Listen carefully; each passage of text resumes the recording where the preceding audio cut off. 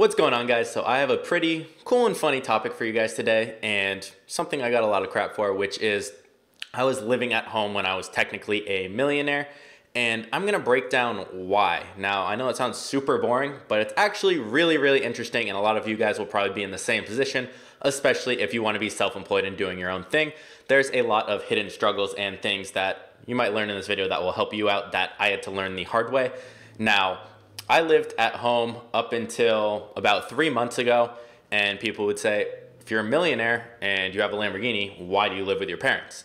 And I'm gonna break it down and make it make sense for you guys. So first thing, keep in mind, at the time, I turned 22 in July, but I was 21, my credit score was 740, I had low credit utilization, which is a factor, and I had 3 years of credit history from credit cards, auto loans, student loans, things like that. So keep that in mind, and also keep in mind, I live in Orange County, California, where an average decent house is $800,000. Don't believe me? Look it up. There's some ghetto areas. I don't live near any of them. So the places I was looking, you're looking at $800,000 for a house, $500,000 for an apartment. So option obviously would be I could have rented. A house is usually $3,000-$4,000 if you're looking at the $800,000-$900,000 range for a house, which again would be a decent one, not a nice one, not a really crappy one. You can get really crappy ones for about $550-$600 here. So $3,000-$4,000 right there. An apartment would be $2,000 or $3,000 without a roommate. Now, first things first, I cannot do roommate situation. I'm too picky, so that was out. And I did not want to rent because at this point, when I don't have the opportunity cost of other things and blah, blah, blah, I'm throwing away money. If I was to rent a house, I'd be losing $3,000 every month. Let's say I do that for a year, I just lost $35,000 because I want to look cooler, rent an apartment, rent a house, instead of saying I live at home with my parents. Now, last thing to keep in mind before we get into this is my taxes. So federal effective rate, not just, oh, it's tiered. This is the effective rate for me. 34.15%. State is 12.41, FICA is 2.5, and that comes out to almost 50% effective rate, which I'm going to be using as the example today. So the struggle for me was getting financing. Now, could I afford a house? Yes. And I'll break down the numbers, how much I had in my bank and things like that in 1 second. So struggle of getting financing. When you are self-employed, they want, no matter what, 2 tax returns, 2 years of tax returns, which of course I did not have. I started my business in 2016. The first year for 2016, I made about $120,000 profit. After write-offs and everything, my tax return showed about $70,000 or $80,000, which is nowhere near enough to get financing. And same thing happened with me on my cars and whatnot, so I had to put a lot of money down. So my credit score, it was good. It was around 740 at the time. No issues, no late payments, never. Credit utilization, so how much of my limit am I using? I was using usually 10 to 20%, which is the recommended amount. You want to stay under 30%. Credit history was a slight issue, not too big of an issue. If I had those 2 tax returns, I would have been fine. But I only had 3 years of credit history since I was 18 on a credit card, on auto loans, on student loans. That was all I had. And the length of my loans was short. Again, 3 years. I was self-employed, so they want the 2 tax returns or 1 tax return from being self-employed and then your previous employer. Well, my previous employer paid me $200 a month to work at the front desk of a gym. So don't think I could use that. Now, one of the other factors isn't all of them, but the main ones is debt to income ratio. So how much do I make versus how much I spend? Income on average, I just said, was $200,000 a month profit, and my expenses were under $2,000. Obviously, no issue there. I think I could afford a couple $1,000 a month payment, but that was not secure enough for them. So this was if I was trying to get a loan for a house with 20% down, which is normal. So if I want to buy a $700,000 house, which I put POS, which means piece of shit, which is not very good. If you're wondering what I'm in now, I'm in a townhouse, and I still had to put 40% down, and I moved in November. It is now February. So down payment would be 50%, which is the only way they would approve me. So that means that's $350,000 down out of my pocket. Monthly payment, I wasn't worried about.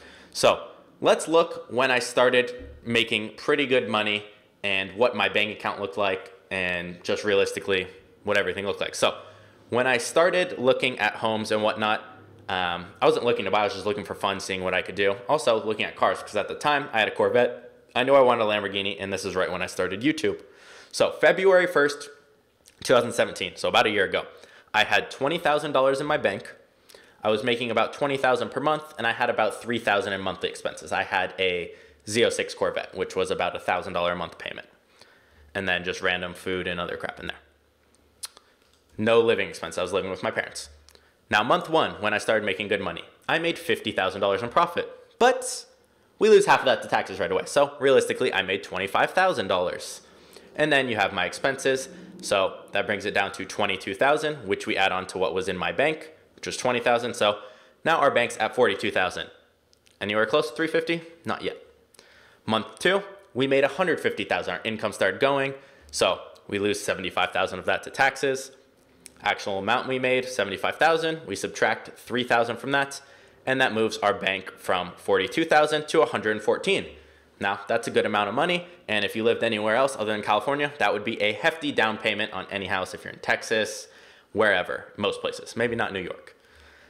Now, month three, because I knew the struggle of how much I'd have to put down, and I knew it was gonna be a couple months, I decided to purchase a Lamborghini, which I've been waiting for. I said, okay, I'm making $300,000 a month. I feel comfortable buying this. So month three, I purchased a Lamborghini. So I made $300,000 profit that month. Taxes again, half. Made $150,000. Expenses went up to $5,000 because of the Lamborghini. And I ended up with $254,000 in my bank. But this is a great example of it. The Lambo was $205,000 when I bought it, plus about $15,000 in tax, so $220,000. And the only way I could get financing at a 5% APR, which is very high, was if I put $135,000 down, which is about 70% of the price of the car. The only way I could get financing, and I still barely got it with a high APR. Now, I'm saying that's a dumb decision. I've made a video saying how I've made 100 times more buying the Lambo in the car with YouTube and people buying my courses than if I put it into real estate where I got a 10% return. Plus, I couldn't put it in real estate. So I bought the car I wanted, and it made me more money in the long run. But so now we're down to $119,000. Still not enough to buy a house. So month four, we made $300,000 again. Taxes, same. And now in our bank, we have $259,000 after taxes. Now month five, we're technically a millionaire now. Technically, we made $1 million, not a millionaire. We've made $1 million here in just 2017, in 4 months, 5 months. So we made $300,000 again, taxes, same thing, expenses, same. So now we have $409,000 in our bank, but I did purchase a piece of a company here, which was $120,000. So now we're down to $289,000 in our bank account.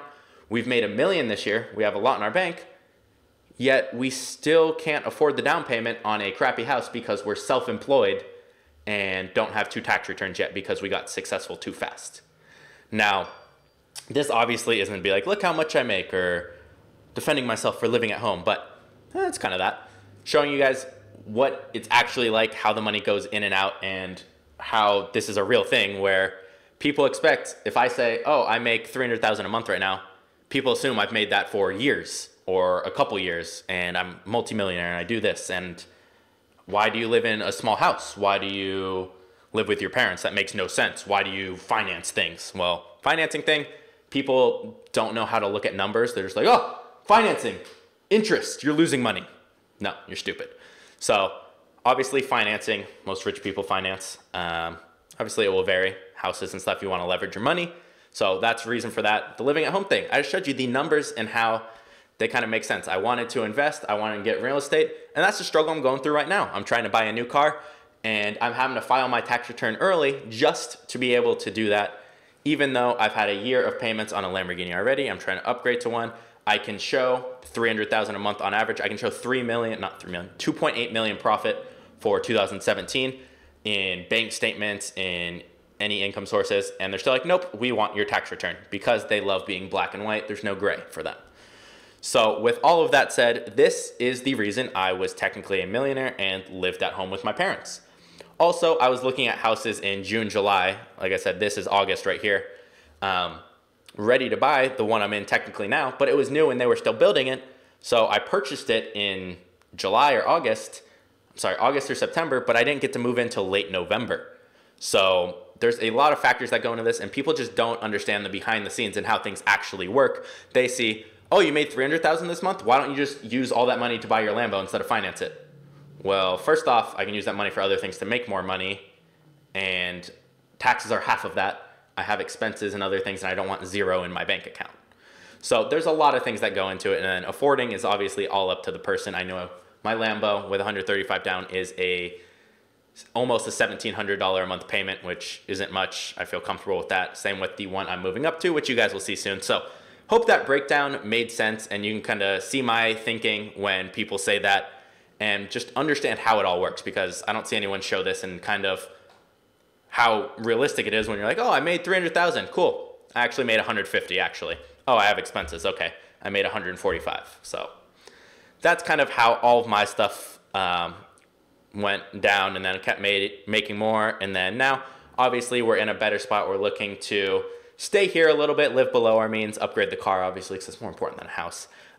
Couple investment properties coming soon that I'm looking at, and just go from there. Obviously, try and get the investments while we're buying cars as well, because you got to buy cars, let's be real. So I'll see you guys tomorrow in the next video.